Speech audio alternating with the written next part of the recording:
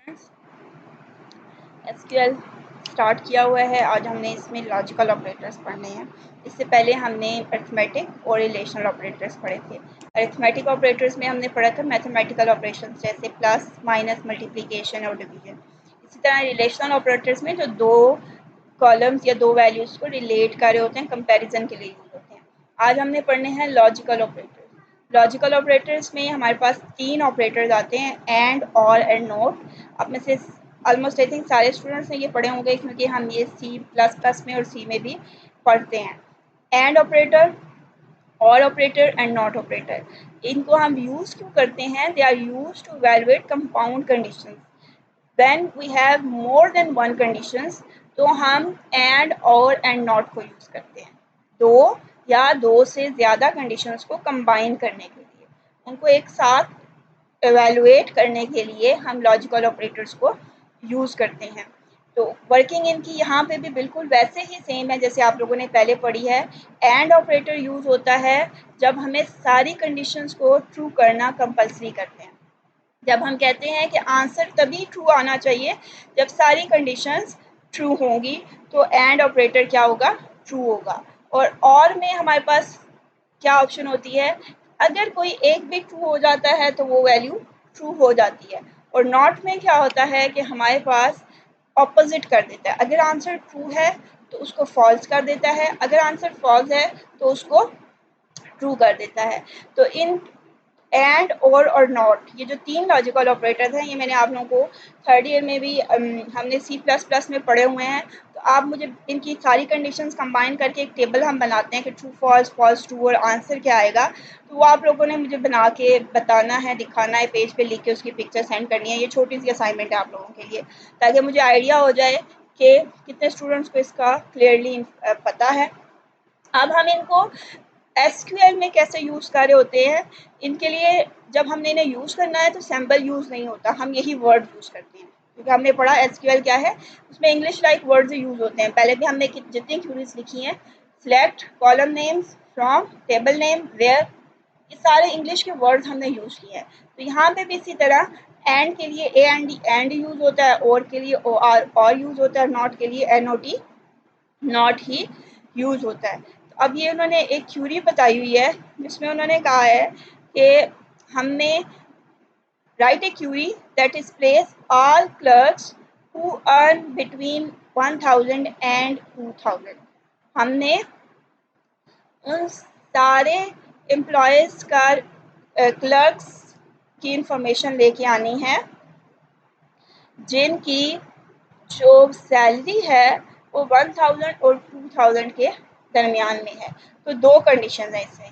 एक कंडीशन क्या है कि जॉब क्लर्क होनी चाहिए, और दूसरी कंडीशन क्या है कि सैलरी 1000 और 2000 के दरमियान में होनी चाहिए। तो हमने क्यूरी पढ़ के अंदाज़ा लगाया है कि हमारे पास जॉब्स क्लर्क होनी चाहिए, वन, और सेकंड क्या है कि सैलरी बिटवीन 1000 एंड 2000 होनी चाहिए। और ये दोनों कंडीशंस का ट्रू होना ज़रूरी है, क्योंकि उन्होंने कहा है write a query that displays all clerks, mean के सिर्फ क्लर्क्स ही आने चाहिए, और वही क्लर्क्स आने चाहिए जिनकी सैलरी 1000 और 2000 के दरमियान में है। तो इट्स मीन के दोनों कंडीशन का ट्रू होना कंपल्सरी है। तो हम कौन सा ऑपरेटर लगाएंगे? एंड ऑपरेटर लगाएंगे। तो इसके लिए उन्होंने क्या क्यूरी लिखी है? Select employee number, name, job and salary from employee where salary is between. अब ये बिटवीन भी यहाँ पे एक ऑपरेशन है जो हम परफॉर्म करते हैं, इसको डिटेल में आगे भी आएगा। तो बिटवीन का मतलब उसके नाम से ही आपको पता चल रहा है, बिटवीन 1000 एंड 2000। ऐसे एम्प्लॉयज़ की सैलरी लेके आओ जो 1000 और 2000 के दरमियान में है, and job is equal to clerk. अब एक कंडीशन ये सैलरी वाली बन गई, और दूसरी कंडीशन बन गई है हमारे पास जॉब वाली। और इसके रिजल्ट में हम इसी को एग्जीक्यूट करके देखते हैं। हमने अपनी सैम्पल डेटाबेस को ओपन करना है। ओके, हमने क्यूरी क्रिएट करनी है, या हमने ये जो क्यूरी क्रिएट की हुई है मैं इसी को ओपन करती हूँ, और इसके नहीं हम बना लेते हैं। एसक्यूएल व्यू को हमने ओपन करना है। एसक्यूएल व्यू में हमने क्या लिखना है, सिलेक्ट, मैं इसे कैपिटल ही कर देती हूँ, employee number, e name, okay, e name, salary and job from employee. यहाँ तक तो बिल्कुल वैसा ही पैटर्न है, select column names from table name where, आगे यहाँ पे हमने कंडीशन देनी है। अब हमने पहली कंडीशन किस पे लगाई है, सैलरी पे। आप इनको ऊपर नीचे भी कर सकते हैं क्योंकि दोनों का रिजल्ट सेम होगा, ट्रू होगा तो तभी हमारे पास आएगा। Where salary between the keyword 1000 and 2000, ये कंडीशन हमें गिवन थी कि 1000 एंड 2000 के दरमियान में जिनकी सैलरी है। और उसके बाद एंड, ये एंड अब लॉजिकल ऑपरेटर है, ये एंड भी लॉजिकल ऑपरेटर है और ये एंड भी हमारे पास लॉजिकल ऑपरेटर है। और इसने क्या, दूसरे हमने क्या कहनी है, इसको देना है जॉब इक्वल्स टू क्लर्क, कि जहाँ पे जॉब इक्वल टू क्लर्क होगी, एंड पे सेमीकोलन आता है। इसका सेंटेक्स भी आपको क्लियरली अब पता हो जाना चाहिए कि आपने जब ज़्यादा, एक से ज़्यादा चीज़ों के नाम देने हैं तो आप कॉमा डालते हैं बीच में, वर्ड्स के दरमियान में स्पेस डालते हैं, और अगर आपने क्राइटेरिया में यहाँ पे कोई स्ट्रिंग वैल्यूज टेक्स्ट देना हो या एक कैरेक्टर देना हो तो आप सिंगल कोट डालते हैं, अगर कोई नंबर देना हो तो कोई कोटेशन नहीं आती। तो यह हमने एक क्यूरी क्रिएट की है और हम इसको रन करते हैं। तो अब देखें हमारे पास दो रिजल्ट आए हैं जिनकी जॉब क्लर्क है और उनकी सैलरी 1000 और 2000 के दरमियान में है। तो हमारे पास ये क्यूरी रन हो गई है। अब इसमें मैं इसको डिज़ाइन व्यू में ओपन इसको एसक्यूएल व्यू में ओपन करती हूँ और मैं यहाँ पे और लिख देती हूँ। हम इसको चेंज करके देखते हैं, इन दोनों में से कोई एक कंडीशन भी ट्रू हो तो हमें आंसर प्रोवाइड कर दे, और मैं इसको रन करती हूँ। अब आप देखेंगे कि इसने हमें क्लर्क वाले रिजल्ट्स भी सारे दिए हैं, सैलरी को उसने चेक नहीं किया क्योंकि क्लर्क वाली कंडीशन सेटिस्फाई हो गई थी। इसी तरह सैलरी वाली कंडीशन भी जिन लोगों ने सेटिस्फाई की है, जिनकी सैलरी 1000 और 2000 के दरमियान में, उनका रिजल्ट भी आ गया है चाहे वो क्लर्क्स हैं या नहीं है। तो ये और था, और मीन दोनों में से जहाँ पे भी कोई एक भी ट्रू हुई है तो उसने आंसर हमें प्रोवाइड कर दिया। और एंड ने क्या किया था, अगर मैं इसको दोबारा से आपको चेंज करके दिखाऊं तो एंड ने हमें सिर्फ वो रिजल्ट दिए थे जिसमें दोनों कंडीशंस ट्रू थी। तो आई थिंक अब इस एग्जाम्पल से जिसमें हमने एंड और दोनों को एक ही क्यूरी में इम्प्लीमेंट किया है, आपको डिफरेंस समझ आ गया होगा। नेक्स्ट अब हमारे पास जो क्यूरी है, ओके, अब यहाँ पे उन्होंने एक और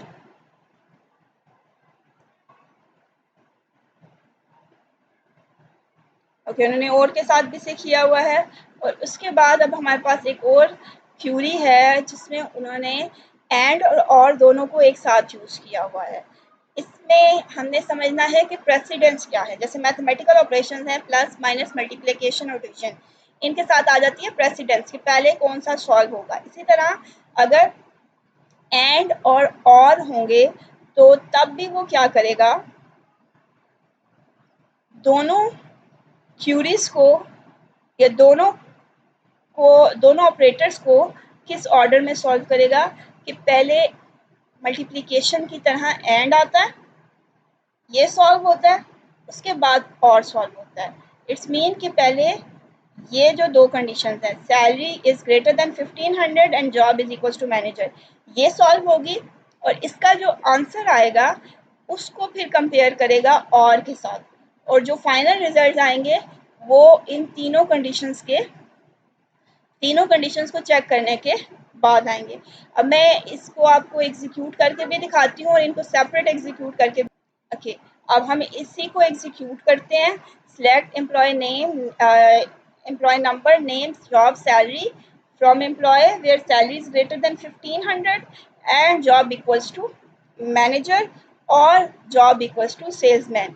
कि अगर या तो जो हमारे पास है मैनेजर आना चाहिए या सेल्समैन होना चाहिए?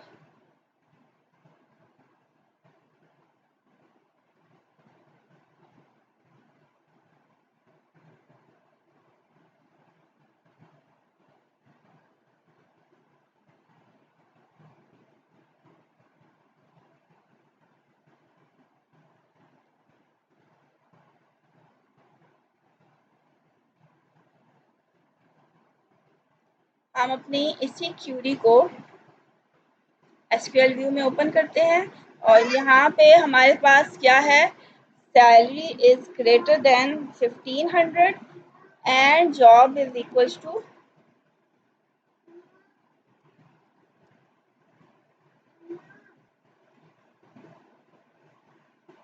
जॉब हमारे पास क्या है, मैनेजर है।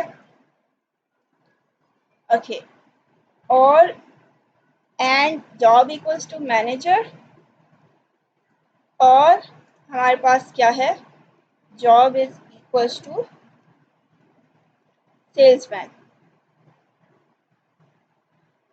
अब हम इस क्यूरी को रन करते हैं तो आपके पास देखें क्या रिजल्ट्स आए हैं, नंबर, नेम, सैलरी और जॉब। कि हमारे पास सैलरी सारी वही आई है जो कि ग्रेटर देन क्या थी, 1500, लेकिन यहाँ पे सेल्स और मैनेजर दोनों आए हैं। ओके अब इसमें आपको नजर आएगा यहाँ पे सेल्समैन आ गया है, लेकिन सैलरी देखें 1250 है। यहाँ पे भी सेल्समैन की सैलरी कितनी है, 1250 है। तो ये कैसे आ गया हमारे पास 1250?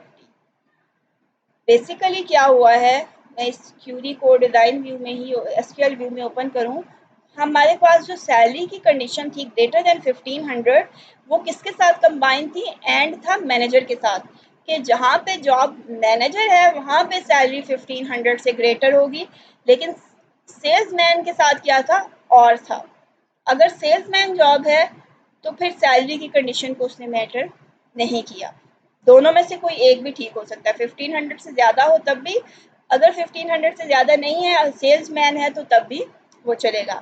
तो उसने क्या किया कि एंड को पहले सॉल्व किया, 1500 वाली वो सैलरीज लेके आया जिसमें जॉब इक्वल्स टू मैनेजर थी, और जब जॉब इक्वल्स टू मैनेजर नहीं है, सेल्समैन है, तो तब उसने सैलरी को मैटर नहीं किया, क्योंकि इन दोनों के दरमियान में अब क्या आ गया है, और आ गया है। अब वो या तो सैलरी ग्रेटर देन 1500 हो या वो सेल्समैन हो। तो इस तरह से उसने इस क्यूरी का हमें रिजल्ट प्रोवाइड किया है। हम इसको देखें अगर, तो यहाँ पे आपके पास ये रिजल्ट्स आ गए हैं। अब इसी में एक और आपके पास चेंज आ जाता है कि आपके पास ऑपरेटर प्रेसिडेंस भी होती थी, और इसमें आप लोगों ने एक और चीज़ भी देखनी होती है कि आपके पास ब्रैकेट्स की प्रेसिडेंस बाकी सारी वैल्यूज से हाई होती थी। तो वही ऑप्शन यहाँ पे भी है। फॉर एग्जांपल अगर मैं चाहती हूँ कि ये दोनों कंडीशंस ट्रू हों, मैनेजर है या सेल्समैन है, दोनों की फॉर्म, दोनों की जब भी वैल्यूज आए सैलरी 1500 से अबव ही होनी चाहिए, तो मैं यहाँ पे ब्रैकेट्स लगा देती हूँ। ओके अब ब्रैकेट्स लगाने से क्या हुआ है कि उसने पहले ब्रैकेट वाली कंडीशन को सॉल्व करना है, और ब्रैकेट वाली कंडीशन कौन सी है, और की। उसने पहले ये देखना है कि जॉब इक्वल्स टू मैनेजर है या सेल्समैन है, उन दोनों में से जो भी ठीक है उसको आंसर में ले आएगा।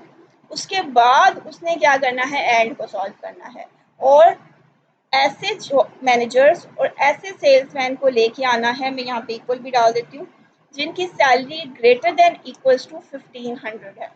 उससे कम वाले नहीं लेके आने, चाहे वो सेल्समैन हो, सैलरी 1500 या उससे ज़्यादा ही होनी चाहिए।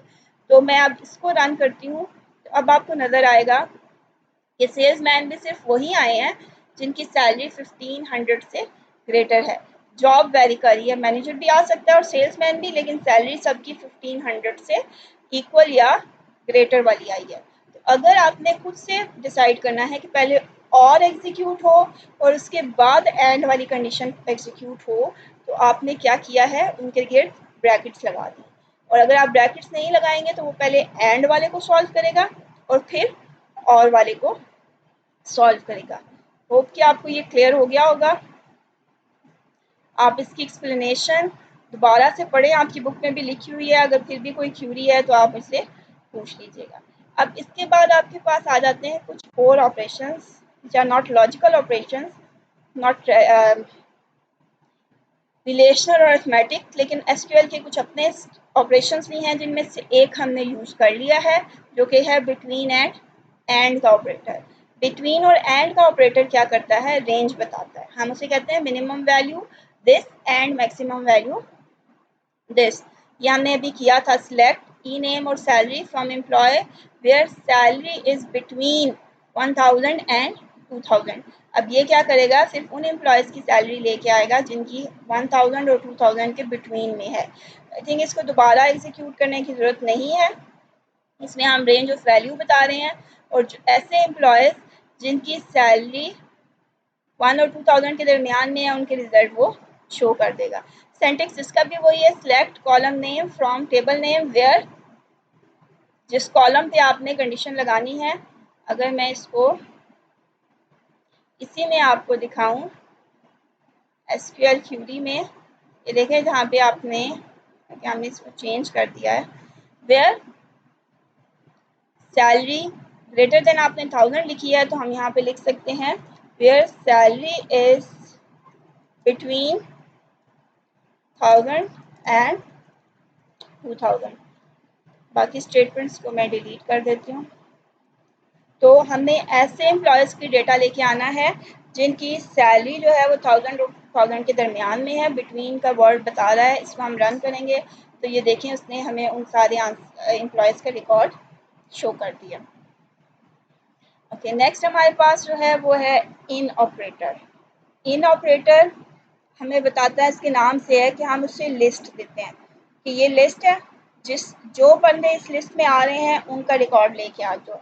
इट्स लाइक एन और, जैसे आप कहते हैं ना where manager is equals to this और दिस और दिस, तो उसकी जगह आप इन भी लगा सकते हैं कि अगर इनमें से इन तीन वैल्यूज़ में से कोई एक वैल्यू भी आ जाती है तो उसका रिजल्ट शो कर दो, अगर नहीं आती तो उसका रिजल्ट शो नहीं करना। तो हम यहाँ पे ऐसे एम्प्लॉयज़ का data write a query that displays all employees who have one of three manager, कि जिनके पास इन तीनों में से कोई एक मैनेजर आ रहा है। वन ऑफ थ्री मैनेजर, हमने तीन लिस्ट दी हैं, उसे लिस्ट दे दिया, उसमें तीन मैनेजर हैं और ऐसे बंदे जिनका मैनेजर इन तीनों में से कोई एक होगा वो शो कर देगा। तो इन ऑपरेटर भी सिंपल है, हम उसमें, मैं इसको आपको एग्जीक्यूट करके दिखाऊँ अगर, तो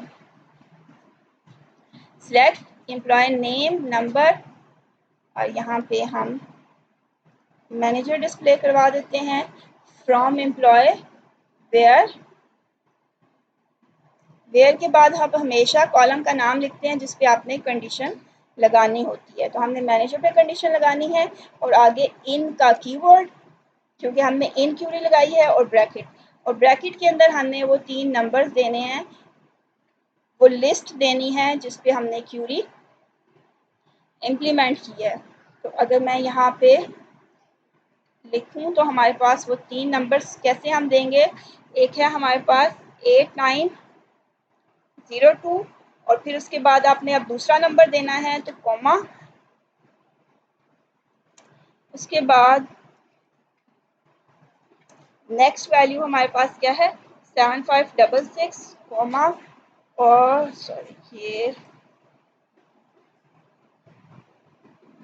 7566 अगेन कॉमा एंड 7788। ऐसे सारे एम्प्लॉयज़ की इंफॉर्मेशन लेके आएगा जिनके मैनेजर इन तीनों में से कोई एक होगा। ये मैनेजर के एम्प्लॉय नंबर्स हैं। तो अब हमने देखना है, हमने इसको रन किया तो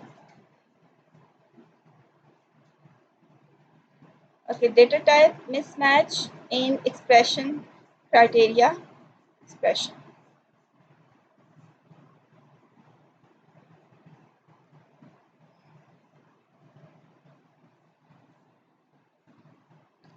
data type mismatch,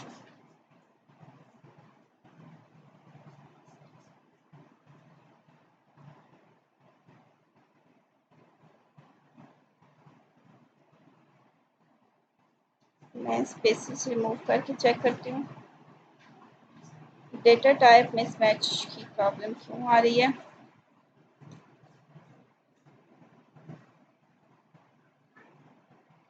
form apply where MGR इन,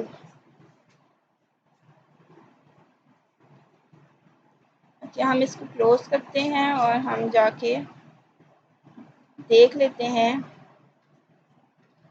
कि हमारा जो एम्प्लॉय का टेबल है इसका हम डिज़ाइन भी ओपन करते हैं और मैनेजर की डेटा टाइप क्या आ रही है।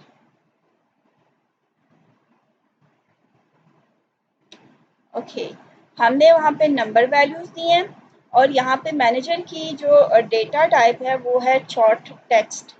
तो short text is wrong for a manager table, वो नंबर न्यूमेरिक वैल्यू है। तो मैं इसे यहाँ से नंबर अगर करती हूँ, ओके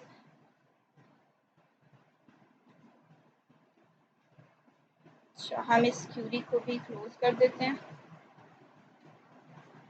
यहाँ से हम इसकी डेटा टाइप को नंबर में चेंज कर देते हैं। इसको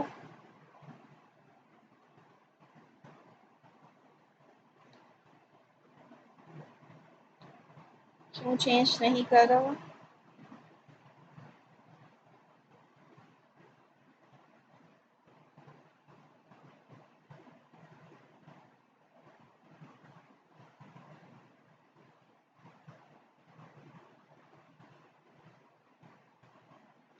तो या तो हम इसे यहाँ से नंबर कर सकते हैं, ये इसको चेंज नहीं कर रहा। अगर मैं इस डेटाबेस को दोबारा से ओपन करती हूँ, हम ट्राई करते हैं, वरना हमारे पास एक और सोल्यूशन भी है इसका। इसको ओपन किया,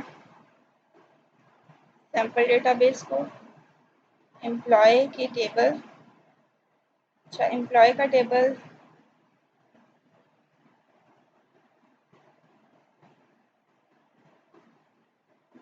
हम इसको डिज़ाइन व्यू में ओपन करते हैं। एम्प्लॉय नंबर जो है वो नंबर में है और हमें मैनेजर को भी नंबर में कन्वर्ट करना है। ये हो गया। अब हमने इसको चेंज कर दिया है, हम अपने टेबल को सेव कर देते हैं। यस, हमने इसको नंबर में कर दिया क्योंकि हम वहाँ पे numeric value as a query देंगे। तो अब हम दोबारा से क्यूरी लिखते हैं। अब आप देखें उसने डेटा टाइप मिसमैच की ऑप्शन दी थी, तो हमने जाके देखा कि डेटा टाइप क्या है उसकी। हम उसे नंबर बता रहे थे और वहाँ पे हमारे पास टेक्स्ट में उसकी डेटा टाइप डिफाइन हुई थी। तो यहाँ पे हमने क्या करना है, एम्प्लॉय नंबर, ई नेम और मैनेजर को हमने शो करवाना है from employee table where manager in operator, और ब्रैकेट के अंदर हमने इसमें वैल्यूज़ देनी है। जो 3 वैल्यूज़ हमने सर्च करनी है, 8902 कॉमा 7566 कॉमा 7788। अब हम इस क्यूरी को रन करेंगे। मिसिंग ऑपरेटर हमने यहाँ पे अब क्या मिस्टेक कर दी है, सॉरी, यहाँ पे देखें ई नेम और मैनेजर के दरमियान में कॉमा नहीं था। तो हम इसको अब रन करते हैं।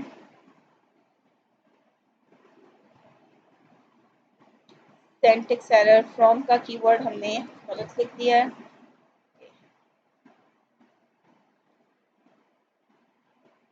कि एम्प्लॉय का टेबल ऑलरेडी ओपन है तो इसलिए वो इसको मैनिपुलेट नहीं कर सकता। हम एम्प्लॉय के टेबल को क्लोज करेंगे और अब हम इसको रन करते हैं।